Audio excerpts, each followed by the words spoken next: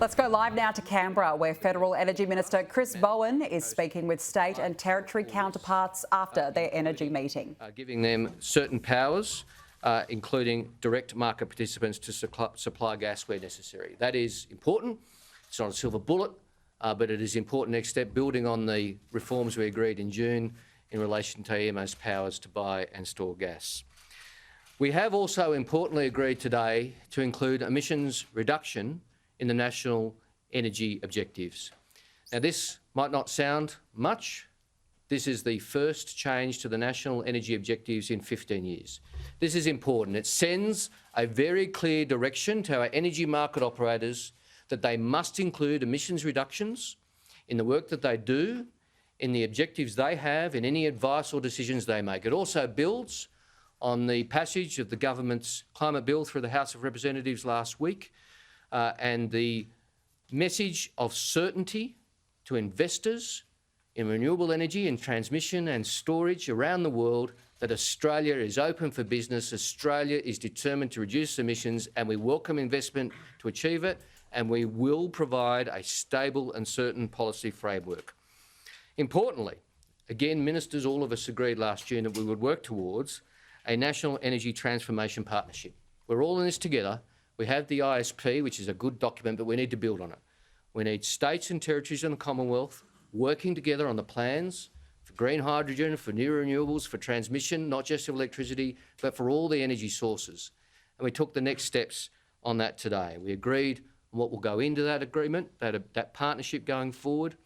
We agreed, for example, that we would give ourselves the capacity to declare, myself and the relevant state ministers, state and territory ministers, to declare transmission lines of national significance, which will enable us to better and more actively engage in community consultation and compensation and ensure that those transmission lines, which are so vital for the transformation underway, are delivered on time and agreed timetables, but bringing communities with us as we do so. That's very important work. We agreed a whole bunch of other things today, including some changes to the retail of last resort to improve the mechanism. I don't want to belabor the point, but I do just want to thank all my state and territory colleagues for their interaction, not just today, but since May. We have been working very, very closely together. You will not find a group of ministers more determined to do the right thing by the Australian people, and we'll continue to work together on the challenges facing us. I'm happy to answer any questions, and I know some of my state and territory colleagues might be happy to chip in on the answers as well. Jacob. Minister, thanks. Explain what the change will mean in real terms by having this objective now, including climate change. How does that change the way you make decisions, the way investment decisions? Well, I think the most important change, Jacob, is that it provides that direction to our market operators. So, for example, the Energy Security Board's been working away on various options for capacity mechanisms, etc. And we did some work on that today, and I might add to that in a moment. But they've asked us for more directions about emissions reduction because it's not in the objectives. Now it's very clear in the objectives.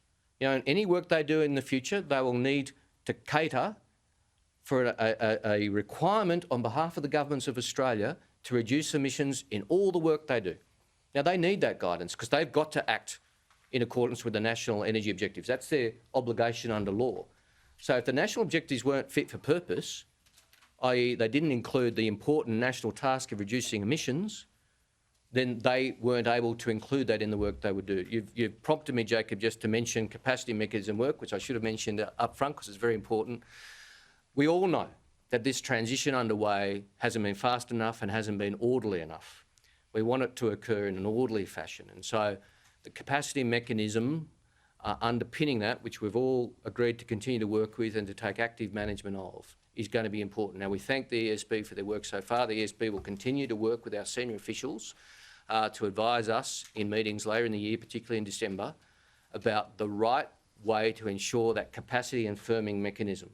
So we need a capacity and firming mechanism to ensure that the transition is orderly, that we continue to have capacity to deliver what our constituents deserve and demand, which is reliable energy supply as we undertake this transformation. So we're all agreed to keep working on the right framework.